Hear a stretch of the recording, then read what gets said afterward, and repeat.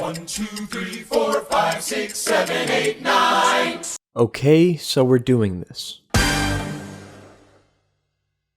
If you're a frequent viewer of this channel, you might have noticed that we are, how should I put this, hopelessly and entirely obsessed with the Broadway smash hit Hamilton.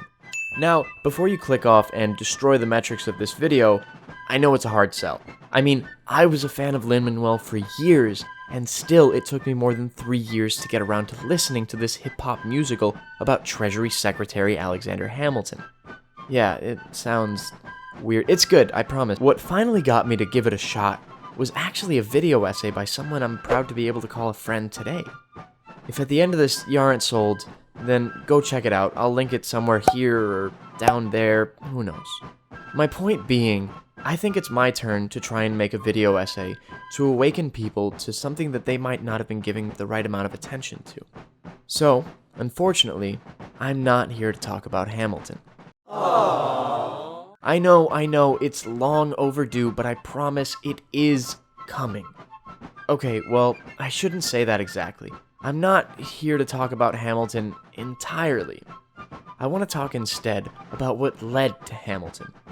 I mean, you don't just wake up one day and decide, I'm gonna write the greatest piece of art in human history. There has to be some sort of build-up, some sort of practice that comes into play before you can make something of that caliber. And in the case of Hamilton, there absolutely was. If you look up Hamilton video essay on YouTube, you'll be met with several dozen different analyses and even more covers, reactions, and fan videos. But somehow the predecessor to this masterpiece doesn't share the same level of respect and admiration. And I think that's a tragedy, because listening to it can give so much insight into the thought process of what would eventually become Hamilton's legacy. Legacy. Yeah, no, we do this every video. I'm talking about In the Heights. Yo, that's my wall! A multiple Tony Award-winning musical once again written by and starring Lin-Manuel Miranda of Hamilton fame. A lot of people think that Hamilton was so successful in part because it was the first play to bring hip-hop into Broadway, a genre that's full of show tunes that all sound pretty much the same. But the reality is, Hamilton didn't do this. But Lin did. When In the Heights hit the scene, it brought rap to musicals and thus attracted fans of rap to a genre that's hugely overlooked and rather generic. But it innovated in more ways than one. In the Heights is a story that takes place in Washington Heights, a town historically populated by Hispanic immigrants and their families from the Caribbean.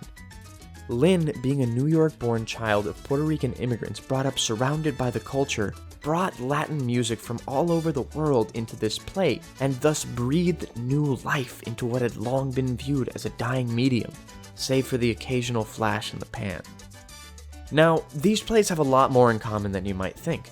Sure, one is about the American Revolution, and the other is about modern-day New York and Latin culture, but if you look deeper, they're both about an immigrant from an island in the Caribbean, coming to New York City, wherein he builds a life, meets and falls in love with a girl, loses a close family member, and comes into control of a large sum of money that he needs to handle responsibly. But those are just the plot points that are similar. For this one, we need to go deeper. Is that a reference to something? Are you going to do an effect? We need to go deeper. Hamilton is widely praised for its incredible use of motifs, and there's already an excellent video that covers only one of them, and it's 30 minutes long. So I don't want to get too far into them. But suffice to say, between lyrical and musical ones, there are dozens of motifs in that show, which come up at least 119 times. Yeah, we counted. Making a play with this many motifs coming up so expertly and fluidly is just like any other skill, and it doesn't just happen overnight. First of all, Lin was working on the play itself for almost 8 years, but he had had the previous experience of creating a play with loads of motifs before. My first musical that was ever professionally produced was In the Heights. I started writing that when I was 19 years old. It was an 80-minute one-act, which is about my neighborhood growing up in Upper Manhattan. And I wanted it to sound like if you were walking down 10 blocks in Washington Heights. In the Heights isn't anywhere near as drenched in motifs as Hamilton, but it's certainly full of them and has them come up brilliantly over and over again, seamlessly hidden to the point that someone who's been listening to the play on repeat since they played the leading role of it in high school 8 years ago still gets shocked at realizing some of them and excitedly texts his editor about it at 2 in the morning. Thank God there's no footage of that. Hey, no, cut that out. It does not exist. So, what are some of these motifs? While I urge you to go listen to In the Heights and figure them out yourself, I'll do my best to give some spoiler-free context. One of the biggest motifs that exists in the Heights is the representation of characters as sources of light, namely Usnavi as a streetlight, Claudia being associated with the stars, and Nina being associated with the sun. Usnavi is struggling with his identity and his concept of home. Having been born to Dominican immigrants, he refers to a country he's never visited as home, despite being born and raised in Washington Heights. He's represented over and over in a monologue comparable to the "I imagine death so much it feels more like a memory" speech from Hamilton, as a streetlight, initially meaning he's stuck where he is, but later signifying his realization that he has been the light that illuminates the neighborhood he has been a fixture of all along. Nina similarly struggles with the idea of being the child of immigrants from Puerto Rico, but more so faces the arc of dealing with not having been able to succeed in college in California, a place over the horizon. Her arrival back from the West is symbolized by the rising sun coming up, and her loss of identity is accompanied by the blackout, which means different things to different characters, but as the sun hides under the horizon, Nina hides out from her parents in the dark in order to avoid facing the problems that have come from her dropping out and beginning to date Benny. When her resolve and belief in herself begins to pick back up, the sun rises on the blackout and she brings hope back into her family and herself by deciding to go back to California, which is punctuated with the sun going down, disappearing to the west as she soon will be. Abuela Claudia has what I believe to be the most beautiful motif in the entire play associated with her: the stars. Being herself an immigrant who came as a child from Cuba and grew to be the elderly caretaker of all the children born in Washington Heights, she serves the role of preparing the next generation rather than being a part of it like Nina and Usnavi. She recalls seeing the stars in the sky in Cuba, a thing of beauty which she appreciates and misses dearly as the streetlights, the very same which symbolize Usnavi, block out the stars in Washington Heights. Her mother's dreams of a better life for herself were passed on to Claudia when she was too young to have her own, and thus she put her attention towards the streetlights, the children of Washington Heights who would carry on the legacy of the Caribbean immigrants as well as create their own stories in their new home. She laments not being able to see the stars and spending her life on inherited dreams that were not her own.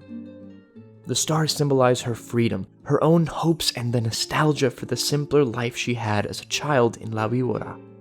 When the blackout occurs, after Claudia has won the lottery and only told Usnavi, her streetlight, her reason for living, parallel to the chaos occurring in the streets as people loot and freak out and get lost, she sits calmly. Usnavi finds her coming from the crazed nightclub where voices of people overlap wildly while everyone tries to find each other and get out safely. And when asking if she's okay, her only response is, "The stars are out tonight." Abuela Claudia takes joy in simple pleasures. She isn't involved in the hustle and bustle of the city around her. Her time has passed, and all she longs for is to see the stars she missed so much.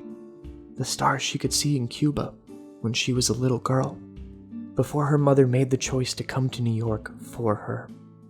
The money for her is only a conduit to help Usnavi live out his dream, to go to DR and start a new life there, in the same manner she tagged along with her mother to New York so many years before. And although the following scenes are some of the most heartbreaking in theater, her arc is closed, as she can be sure that Usnavi, Sunny, and Nina are going to be alright, and she got to see the beautiful stars one last time.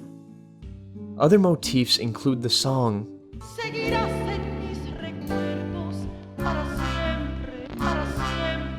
the words of which might not mean anything to a non-Spanish speaking audience, but if, like many listeners who were attracted to this play because of its reflection of their culture in a medium that lacked it almost entirely, It gives you a deeper understanding and even foreshadows several of the themes of the play. The words mean, "You will remain in my memories, forever, forever, forever." This small detail is a brilliant way to address the feelings of all the characters who themselves came from miles away, giving a nostalgia to their homelands and showing how that has been passed on to their children, who, rather than accepting the new life in New York, have gained a longing for the place their parents speak so fondly of. The song is introduced by Camila, one of the older generation who had the dream of coming to the mainland in order to provide a better life for herself and her future family. However, rather ironically, instead of embracing the life they were lucky enough to have been born into, Usnavi and Nina long for what was left behind by their families, the place they had to leave because life in New York was just better. The nostalgia held by the older generation is simply that, nostalgia. Their home will remain in their memories forever, but their lives are here now. This seems like a pretty good place to segue into the themes of those plays, and nope, put the clip away. No, don't make it smaller in the corner, get rid of it. I can still see it off to the side there. Let me see you delete it from the timeline. Yeah. Thank you. Now, where were we? Thematically, In the Heights carries one major idea at its heart. Home. What does home mean? Where is home? And when you grow up hearing that somewhere you've never been is home, how do you view the place you've known your entire life? In Hamilton, the central theme is time. The antagonist is not Jefferson or the British, it's the time that Alexander will never have enough of. Time which is always running out. To craft narratives around those complex ideas which themselves are so deeply woven in subtext that it requires several listenings in order to begin to understand them, is no small order. And while I'm sure that Lin has an incredible talent for it, he's also worked tirelessly for the entirety of his life to be able to hone those skills to the level we see in Hamilton, and in the Heights. And I know for a fact that I couldn't make something like that today, but seeing the work that Lin does and beginning to look deeper, I recognize that with practice, it can be done. The way these plays deliver their story and accommodate the audience are also incredibly well fleshed out. Both plays have a conduit for the audience which serves to help understand the context of the situation better. In Hamilton, a fourth-wall breaking Aaron Burr helps us as an audience to better understand this play that manages to fit the incredibly complex and fascinating life of one of the greatest men in early American history into less than 2.5 or sometimes 3 hours, if only they would put some of those deleted songs back in. And we know this is happening when we hear and rather than drawing us out of the story by breaking the fourth wall, it draws us in further. This conduit is geniusly constructed, but just like the motifs, it was somewhat practiced and honed previously. Usnavi does break the fourth wall a bit in the opening and closing numbers of In the Heights, but I think the skill of accommodating the audience is more present somewhere else. As I've said before, many lines in this play are in Spanish, and most of the music is inspired by Spanish genres including reggaeton, salsa, and bachata. But the majority of the people who live in New York and most of the cities the play is shown in don't actually speak Spanish. At least, not well enough to grasp what's happening in some of those pivotal lines. In order to deal with this and ease people in, a character is introduced who is actively learning Spanish throughout the play. There are entire verses of songs which are dedicated to a back and forth of Benny learning Spanish words, and throughout the play, he often translates a word he just said into Spanish. For example, in Benny's dispatch, he calls everyone's attention and then switches to saying, "Atención, yo, attention." And if you've seen the play, you know why knowing what that Spanish word means is so important to the emotional impact. The things you're taught as an audience in this play directly guide how you will interact with it, and you have a perfect conduit to take you on this ride into a culture that, for many viewers and listeners, will be completely alien. All in all, the reason In the Heights took the Tonys by storm several years in a row when it first came out is not just because of its innovation, not just because its music and message are infectious and catchy and brilliantly written and composed, and not just because it was so relatable to so many people in modern day and hit so close to home, but rather through a combination of all those things and more. Just like the complex web that is In the Heights and the incredibly deep masterpiece that would follow, our reception of it comes from the recognition of total brilliance that surrounds it. And if you still haven't heard it, well, what are you waiting for? Hey guys, thanks for watching that video. I feel like it's been a long time coming, needing some real, actual Hamilton content. And I thought, there's no video essays about In the Heights, but it's, by the same guy who did Hamilton, so you would think it would get more attention. So I just wanted to see if maybe I could draw a little more attention to this play that I think is incredible. And, okay, yeah, that I was in when I was a kid. Alright, so if you're still watching this far into the video, screw it. Play the clip. Let's do it. They're in the outro. Everybody clicks off at this point. Have you seen our metrics? Play the clip.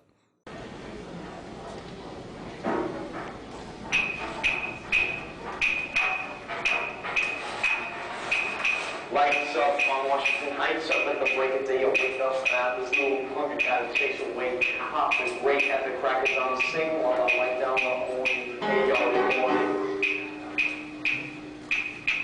I am snobby, you probably never heard my name, reports of my fame are greatly exaggerated, exacerbated by the fact that my syntax is highly complicated, because I am upgraded from the single greatest little place in the Caribbean, Dominican Republic. I love it. Jesus, I'm jealous of it and beyond that. Ever since my boat passed on, I haven't gone back. Ah, dang, I gotta get on that. The milk is gone bad. Hold up just a second. Why is everything in this fridge warm and tepid? I better step it up and fight the heat, because I'm not making any profit if the coffee isn't light and sweet.